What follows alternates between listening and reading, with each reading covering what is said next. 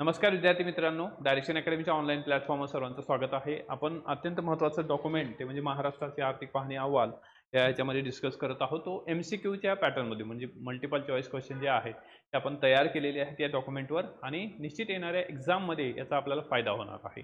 तर ही सिरीज किंवा हा व्हिडिओ आपल्याला शेवटपर्यंत पाहायचा आहे आणि मित्रांना सुद्धा शेअर करायचा आहे. त्याचबरोबर डायरेक्शन अकॅडमी मार्फत हे स्पेशल कंबाईन पूर्व परीक्षा मुख्य परीक्षेची स्पेशल बॅच जी आहे फाउंडेशन बॅच आपण लॉन्च केलेली आहे आणि त्याची फी जी आहे ती फक्त या ठिकाणी 4,999 रुपये ही ऑनलाईन बॅच आहे. त्याचबरोबर ऑफलाईन बॅचेस सुद्धा ॲट छत्रपती संभाजीनगर अवेलेबल आहे. UPSC राज्यसेवा कंबाईन त्याचबरोबर सरळ सेवेच्या बॅचेस सुद्धा आपल्याकडे अवेलेबल. त्यासाठी आपल्याला ऑनलाईनसाठी स्पेशली डायरेक्शन अकॅडमीचे ॲप डाउनलोड करा. सर्व माहिती त्या ठिकाणी आपल्याला उपलब्ध आहे. So let's start. त्याचबरोबर स्पेशल संपूर्ण सरळ सेवेची जी बॅच आहे म्हणजे तलाठी असेल, ग्रामसेवक असेल किंवा या ठिकाणी सर्व प्रकारच्या इतर ज्या सरळ सेवेच्या एक्झाम आहेत त्या सगळ्या कव्हर होणार आहेत या बॅचमध्ये. ही बॅच आहे 1499 रुपयाला. तर आता यामध्ये आपण चॅप्टर बघणार आहोत लोकवित्त आणि या ठिकाणी अर्थकारण जो आपल्या इकॉनॉमिक सर्वेमध्ये दिलेला चॅप्टर आहे. त्यावर आपण क्वेश्चन बनवलेले आहेत. पहिला क्वेश्चन आहे तर 2025-26च्या अर्थसंकल्पीय अंदाजानुसार या ठिकाणी महाराष्ट्राची अपेक्षित अर्थसंकल्पीय तूट किती आहे. ओके, त्या ठिकाणी ज्याला आपण बजेटरी डेफिसिट म्हणतो महाराष्ट्राचं, तर हे किती आहे तर ते आहे 451 कोटी. 451 कोटी हे जे आहे ते काय आहे डेफिसिट आहे. ओके, तर तर यामध्ये मागील आर्थिक वर्षाच्या तुलनेत जर आपण पर्सेंटेजमध्ये विचार केला तर मागील वर्षाच्या तुलनेत एकूण जमेमध्ये एकूण खर्चामध्ये प्रत्येकी या ठिकाणी किती आहे 4.2%ची समाधानकारक इथे काय झालेली आहे वाढ अपेक्षित झालेली आहे. ओके, त्यानंतर 25-26च्या अंदाजानुसार राज्याच्या स्वतःच्या कर महसुलात कोणत्या कराचा हिस्सा ओके असे प्रश्न विचारले जातात. कोण कराचा हिस्सा सर्वाधिक म्हणजे 45.4% आहे. म्हणजे राज्याच्या स्वतःच्या कर महसुलात सर्वात जास्त कोणाचा आहे GST आहे, गुड्स अँड सर्व्हिसेस टॅक्स जो आहे तो या ठिकाणी सर्वाधिक आहे. तर हे किती आहे 45.4% आहे. आणि कर सूचीमध्ये दुसऱ्या क्रमांकावर तर पहिल्या क्रमांकावर GST आहे, दुसऱ्या क्रमांकावर काय आहे ज्याला आपण स्टेट GST म्हणू, दुसऱ्या क्रमांकावर आहे विक्री व्यापार. ओके, त्यानंतर दुसरं आहे विक्री कर आहे. ओके, आणि हा जो आहे सेकंड क्रमांक नंबरला आहे जो 18.2% आहे. पहिला लक्षात ठेवा GST स्टेट GST अँड या ठिकाणी विक्री कर. त्यानंतर 16व्या वित्त आयोगाच्या शिफारसीनुसार 16वा वित्त आयोग ओके आणि यांच्या शिफारसीनुसार 16 वित्त आयोगाच्या शिफारसीनुसार एकूण केंद्रीय करातील किती टक्के हिस्सा महाराष्ट्र राज्याला अनुज्ञेय आहे म्हणजे महाराष्ट्र राज्याला मिळणार आहे. ओके, तर अरविंद पनगरिया यांच्या अध्यक्षतेखालचा हा 16वा फायनान्स कमिशन आहे. आणि फायनान्स कमिशन म्हटलं की आपल्याला लक्षात ठेवायचं आर्टिकल 280 तर 5 वर्षांनी हे फायनान्स कमिशन या ठिकाणी गठीत केलं जातं बाय प्रेसिडेंट मार्फत. ठीक आहे, तर यामध्ये महाराष्ट्राला किती मिळणार आहे महाराष्ट्राला मिळणार आहे 6.4%. ठीक आहे, 6.4% जे आहे ते महाराष्ट्राला आणि सर्वाधिक कोणाला असणार आहे ऑब्विसली उत्तर प्रदेशला सर्वाधिक इथं असणार आहे. ठीक आहे, यामध्ये महाराष्ट्राला आहे 6.4%.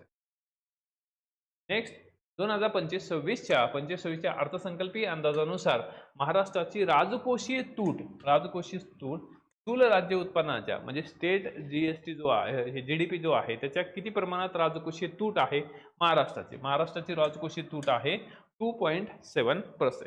ठीक आहे, ही आकडेवारी महत्वाची आहे 2.7%. आणि यामध्ये लक्षात ठेवा की FRBM जो कायदा आहे राजकोषीय दायित्व व अर्थसंकल्पीय व्यवस्थापन कायदा okay fiscal responsibility and budget management act जो आहे 2006चा अन्वये विहित केलेल्या 3% राजकोषीय मर्यादेच्या आत या ठिकाणी ही तूट नियंत्रित ठेवण्यात आली आहे. म्हणजे या ठिकाणी FRBMचं टार्गेट काय आहे 3% हे FRBMचं काय आहे टार्गेट आहे. त्या नेक्स्ट 2025-26 नुसार राज्याच्या एकूण महसूल खर्चात कोणत्या क्षेत्रावरील विकास खर्चातील हिस्सा हा सर्वाधिक अपेक्षित आहे. त्यामध्ये सामाजिक सेवावरचा खर्च जो आहे सर्वात जास्त अपेक्षित आहे सामाजिक सेवा. नंतर 25-26च्या अर्थसंकल्पीय अंदाजानुसार राज्याच्या करेत्तर महसूल म्हणजे नॉन टॅक्स रेव्हेन्यू जर आपण म्हणतो, करेत्तर महसूल नॉन टॅक्स रेव्हेन्यू कोणत्या क्षेत्राचे योगदान हे सर्वाधिक किंवा अपेक्षित आहे? त्यामध्ये आर्थिक सेवा क्षेत्राचे जे आहे त्या ठिकाणी सर्वात जास्त आर्थिक सेवा. त्यानंतर 25-26च्या वार्षिक कार्यक्रमाकरता अॅन्युअल प्रोग्राम नुसार एकूण किती निधी प्रस्तावित आहे? आता हे फॅक्ट काही आपल्याला पाठ करणं शक्य नाही. ओके. त्यानंतर 2025-26च्या अंदाजानुसार अर्थसहाय्यातील एकूण खर्चापैकी सर्वाधिक तरतूद या ठिकाणी कोणत्या बाबीसाठी करण्यात आलेली आहे? म्हणजे महाराष्ट्राच्या अर्थसहाय्याकरता एकूण खर्चापैकी सर्वाधिक तरतूद कशासाठी करण्यात आलेली आहे? कृषी पंप ग्राहकांना वीज दर सवलत, कृषी पंप धारकांना वीज सवलत जी आहे ही देण्यात आलेली आहे. तर हे जो खर्च आहे तो या ठिकाणी कृषी पंप ग्राहकांना वीज दर सवलत ओके ही देण्यात आली त्यासाठी आहे. त्यानंतर राज्याच्या भांडवली जमेमध्ये म्हणजे कॅपिटल रिसिप्टमध्ये 2025-26च्या अंदाजानुसार कोणत्या घटकाचा वाटा हा सर्वाधिक म्हणजे 73.4% अपेक्षित आहे? तो कोणाचा आहे? राज्याचे देशांतर्गत ऋण म्हणजे इंटरनल डेप्ट ज्याला आपण म्हणतो ते. नेक्स्ट. ओके. नव्याने स्थापन करण्यात आलेल्या 6व्या राज्य वित्त आयोगाच्या राज्य वित्त आयोगाच्या संदर्भात खालील कोणता निश्चित असं करण्यात आलेला कालावधी जो आहे म्हणजे 6व्या राज्य वित्त आयोगाचा कालावधी विचारलेला आहे आपल्याला तो किती आहे? या ठिकाणी 1 एप्रिल 2026 ते या ठिकाणी 31. ओके. या नव्याने स्थापन करण्यात आलेला 6व्या राज्य वित्त आयोग 6th स्टेट फायनान्स कमिशन किती आहे? 2026 ते 31 आहे. आणि सेंटरचं किती आहे? 7th या ठिकाणी 16वं फायनान्स कमिशन आहे. तर स्थानिक स्वराज्य संस्थांची ढासळलेली आर्थिक स्थिती सुधारण्यासाठी व अत्यावश्यक उपाययोजनाबाबत शिफारसी करण्यासाठी 6व्या वित्त आयोगाची स्थापना करण्यात आलेली आहे. आणि हा वित्त आयोग जो आहे तर हा 5 वर्षासाठी असणार आहे. आणि राज्य वित्त आयोगाची स्थापना कोण करतं? बाय या ठिकाणी राज्यपाल. आणि कालावधी किती आहे? 1 एप्रिल 2026 पासून ते 31 मार्च 2031 पर्यंत. नंतर 2025-26च्या अर्थसंकल्पीय अंदाजानुसार महाराष्ट्राची प्राथमिक तूट जी आहे ही किती अपेक्षित आहे? Primary deficit. ओके. तर हे आहे 71,567 या ठिकाणी 76 कोटी. तर आता ही जी आहे ही टक्केवारी फक्त लक्षात ठेवायची आपल्याला की राज्याची ही प्राथमिक तूट स्थूल राज्य उत्पादनाच्या 1.4% हे इतके अपेक्षित आहे. 1.4%. त्यानंतर नेक्स्ट आहे की नुसार 25-26 नुसार राज्याचे एकूण भांडवली खर्चापैकी सर्वाधिक खर्च जो आहे कोणत्या क्षेत्रावर अपेक्षित आहे? तर कोणता? या ठिकाणी आर्थिक क्षेत्रावर हा खर्च अपेक्षित आहे. नंतर 24-25 राज्याच्या या ठिकाणी आउटस्टँडिंग गॅरंटीज एकूण रक्कम जी आहे कोटीवती यात सर्वात हमी कोणत्या विभागाची आहे? सर्वात जास्त या ठिकाणी कोणत्या विभागाची हमी कोणत्या विभागाची आहे? ओके. उद्योग ऊर्जा कामगार. त्यानंतर 25-26च्या अंदाजानुसार वेतन निवृत्तीवेतन आणि व्याज यावरील अनिर्वाही खर्चाचा हिस्सा एकूण महसूल खर्चाच्या किती टक्के अपेक्षित आहे? तर या ठिकाणी आहे 51.5% अपेक्षित आहे. त्यानंतर 15व्या वित्त आयोगाच्या शिफारशीनुसार 2025-26 करता ग्रामीण व नागरी स्थानिक स्वराज्य संस्थांना कोणत्या प्रमाणात अनुदान प्राप्त होणे अपेक्षित आहे? कशानुसार? 15व्या वित्त आयोगानुसार. या ठिकाणी मग उत्तर काय असणार आहे? तर हे आहे 65-35. ओके. या ठिकाणी 65-35 म्हणजे किंवा की ग्रामीण भागासाठी 65 आणि या ठिकाणी ही शहरी नागरी स्थानिक स्वराज्य संस्थेसाठी किती आहे? 35 आहे. हे महत्त्वाचं आहे बघा. आणि यापूर्वी म्हणजे त्या ठिकाणी 21 ते 23 या कालावधीसाठी हे जे प्रमाण होतं हे किती होतं? 67-33 होतं. ओके. आता या ठिकाणी 23 ते 25 या दरम्यान किती आहे? हे 66-34 अशा पद्धतीने करण्यात आलेलं आहे. लक्षात ठेवा. त्यानंतर जीएसटी लागू झाल्यानंतर म्हणजे 2017-18 ते 2025-26 या कालावधीमध्ये राज्याच्या महसुली जमेचा सरासरी वार्षिक वृद्धी दर किती अपेक्षित आहे? या ठिकाणी 12.3% जो आहे तो अपेक्षित आहे. त्यानंतर 25-26च्या अंदाजानुसार महाराष्ट्राला मिळणाऱ्या केंद्रीय करांच्या हिश्श्यामध्ये कोणत्या कराचे योगदान हे सर्वाधिक आहे? म्हणजे 37.3% हे अपेक्षित आहे सर्वाधिक. तर कोणता? निगम कर व्यतिरिक्त इतर उत्पन्नावरील कर. 15व्या व 16व्या वित्त आयोगाच्या शिफारशीनुसार राज्य आपत्ती जोखीम व्यवस्थापन निधी मध्ये केंद्र व राज्यांचा हिस्सा किती आहे? तर या ठिकाणी केंद्र आणि राज्याचा हिस्सा किती असतो? 75-25 असा असेल. ओके, 75-25. त्यानंतर महाराष्ट्र राजकोषीय उत्तरदायित्व व्यवस्थापन नियम 2006 नुसार एकूण ऋणभाराचे या ठिकाणी प्रमाण जास्तीत जास्त किती विहित करण्यात आलेले आहे? ओके, तर हे किती आहे? तर एकूण जीडीपी राज्याच्या जीडीपी सोबत या ठिकाणी 25% ऋणभार हे काउंट करण्यात आलेलं आहे. नंतर राज्याच्या वार्षिक कार्यक्रम 25-26 मध्ये जिल्हा योजनांसाठी डिस्ट्रिक्ट अॅन्युअल प्लॅन एकूण किती निधी प्रस्तावित करण्यात आलेला आहे? तर यामध्ये किती आहे? 25,900 कोटी. नंतर 25-26च्या अर्थसंकल्पीय अंदाजानुसार राज्याची अपेक्षित महसुली जमा स्थूल राज्य उत्पन्नाच्या किती टक्के अपेक्षित आहे? ओके, हे आहे 11% अपेक्षित आहे. त्यानंतर 16व्या वित्त आयोगाने केंद्रीय करामध्ये राज्याचा हिस्सा ठरवण्यासाठी उत्पन्नातील अंतर इन्कम डिस्टन्स या निकषाला किती टक्के भारांस दिले? सर्वात महत्वाचा आहे. ओके, किती टक्के भारांस दिलेला आहे? तर 42.5%. ओके, 42.5%. महत्वाचा प्रश्न आहे. ओके, महत्वाचा प्रश्न आहे 42.5%.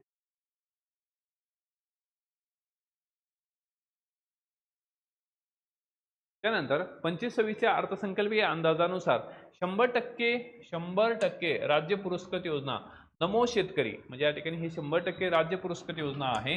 नमो शेतकरी महासन्मान निधी करता किती अर्थसहाय्य प्रस्तावित आहे? ओके, तर हे 6,060 कोटी अर्थसहाय्य. आणि यामध्ये कृषी क्षेत्रातील दुसऱ्या महत्वाच्या प्रधानमंत्री पीक विमा योजना विमा हप्ता यासाठी 5,000 कोटी रुपयाचे अर्थसहाय्य हे प्रस्तावित करण्यात आलेलं आहे. नंतर 15व्या वित्त आयोगाच्या शिफारशीनुसार ग्रामीण स्थानिक स्वराज्य संस्था करता मिळणाऱ्या मूलभूत अनुदाने व बद्ध अनुदाने यांचे प्रमाण किती आहे? तर या ठिकाणी आहे 40-60. हे प्रमाण किती आहे? 40-60 हे प्रमाण आहे. त्यानंतर 25-26च्या अर्थसंकल्पीय अंदाजानुसार महाराष्ट्राचा अपेक्षित एकूण ऋणभार टोटल डेप्ट बर्डन किती कोटी रुपये आहे? म्हणजे महाराष्ट्रावर किती कोटी रुपये या ठिकाणी कर्ज आहे? ते किती आहे? या ठिकाणी हे 9.32 कोटी या ठिकाणी एवढं कर्ज आहे. आता हा फक्त आपल्याला पर्सेंटेज मध्ये लक्षात ठेवा, आकडा लक्षात ठेवायची गरज नाही. की राज्याच्या स्थूल उत्पादनाशी किती टक्के आहे? तर तो आहे 18.3% असून आणि यात देशांतर्गत ऋण इंटरनल डेप जे आहे हे प्रमुख घटकाचा वाटा जो आहे सर्वाधिक, म्हणजे महाराष्ट्रानं देशांतर्गत जे कर्ज घेतले ते सर्वाधिक आहे आणि देशाच्या म्हणजे राज्याच्या जीडीपीच्या किती 18.3% कर्ज आपल्यावर आहे. त्यानंतर अर्थसंकल्पीय अंदाजानुसार राज्याचे एकूण महसुली जमेमध्ये राज्याच्या स्वतःच्या कर महसुलाचे योगदान किती टक्के आहे? स्वतःचा कर महसूल आहे या ठिकाणी 69.9%, 1%. ओके, 69.1%. राष्ट्रीय वित्तीय सेवा क्षेत्रात महाराष्ट्राची सरासरी किती टक्के आहे? ओके, राष्ट्रीय वित्तीय सेवा क्षेत्रात महाराष्ट्राचा सरासरी वाटा किती आहे? ओके, तो किती आहे? 24% आहे. 30 सप्टेंबर 2025 रोजी महाराष्ट्रात प्रति लाख लोकसंख्येमागे ऑटोमेटेड टेलर मशीन म्हणजे ATM ची संख्या किती होती? ओके, तर 21. 24-25 मध्ये प्रधानमंत्री मुद्रा योजनेअंतर्गत कोणत्या नवीन प्रकार सुरू करण्यात आला ज्यामध्ये कर्जाची मर्यादा 20 लाख रुपयापर्यंत वाढवण्यात आली? तर या ठिकाणी कोणता? तरुण प्लस. ओके, तरुण जो आहे तो या ठिकाणी तरुण प्लस जो आहे तो या ठिकाणी गट इथे ऍड करण्यात आलेला आहे. प्रधानमंत्री मुद्रा योजनेच्या अंतर्गत नियमित शिशु, किशोर आणि तरुण या ठिकाणी प्रकाराव्यतिरिक्त 2025 मध्ये तरुण प्लस जो आहे, तरुण प्लस जे आहे हे ऍड करण्यात आलेलं आहे. आणि यामध्ये की ज्यांचा व्यवसायाचा विस्तार करण्यासाठी नव्या प्रकल्पासाठी कर्जाची मर्यादा 10 लाखावरून काय आहे 20 लाखापर्यंत वाढवण्यात आलेली आहे. म्हणजे 20 लाखापर्यंत कर्ज देता येतं. नंतर महाराष्ट्र राज्याची राज्यस्तरीय बँकर समिती संयोजक बँक म्हणून कोणती बँक या ठिकाणी घोषित करण्यात आलेली आहे? तर कोणती बँक आहे या ठिकाणी? बँक ऑफ महाराष्ट्र ही संयोजक बँक, बँक ऑफ महाराष्ट्र. त्यानंतर राज्यातील अनुसूचित वाणिज्य बँकांकडील एकूण येणे म्हणजे कर्जापैकी जे आहे हे कोणत्या बँक गटाचा वाटा सर्वाधिक आहे? तर कोणत्या खाजगी क्षेत्रातील बँकाचा वाटा सर्वात जास्त आहे. त्यानंतर 30 सप्टेंबर 2025 पर्यंत महाराष्ट्रात प्रधानमंत्री जनधन योजनेअंतर्गत किती बँक खाती किती बँक खाती या ठिकाणी उघडण्यात आली होती? त्यामध्ये 3.69 कोटी बँक खाती उघडण्यात आली होती. त्यानंतर भारतातील कारागीर समुदायाच्या कल्याणासाठी प्रधानमंत्री विश्वकर्मा योजना ही कधी सुरू करण्यात आली? ओके, तर या ठिकाणी महत्वाचं बघा, हे आहे 17 सप्टेंबर 2023 ची योजना आहे प्रधानमंत्री विश्वकर्मा योजना. यामध्ये हस्तकला कारागिरांच्या पारंपरिक कौशल्यांचा वाव देण्यासाठी, कोणाला आहे ही हस्तकला कारागीर जे आहे त्यांना वाव देण्यासाठी भारत सरकारने 17 सप्टेंबर 2023 रोजी ही या ठिकाणी राष्ट्रीय योजना सुरू केली. महाराष्ट्रात 30 सप्टेंबर 2025 पर्यंत या योजनेअंतर्गत या ठिकाणी 49,162 लाभार्थी जे आहेत हे या ठिकाणी होते. महत्वाची डेट महत्वाची. नंतर भारत सरकारने चालू असलेल्या ग्रामीण पायाभूत सुविधा प्रकल्पांना वित्त पुरवठा करण्यासाठी ग्रामीण पायाभूत सुविधा विकास निधी RIDF कोणत्या वर्षी सुरू केला? IRDF हा जो निधी आहे हा कधी सुरू केलेला आहे? 1995-96 मध्ये हा निधी सुरू केला होता. ओके, 95-96 मध्ये. त्यानंतर हे 25-26 मध्ये एकूण systematic investment plan SIP SIP खात्यापैकी किती टक्के खाती महाराष्ट्रात आहेत? SIP त्या ठिकाणी 20% खाते.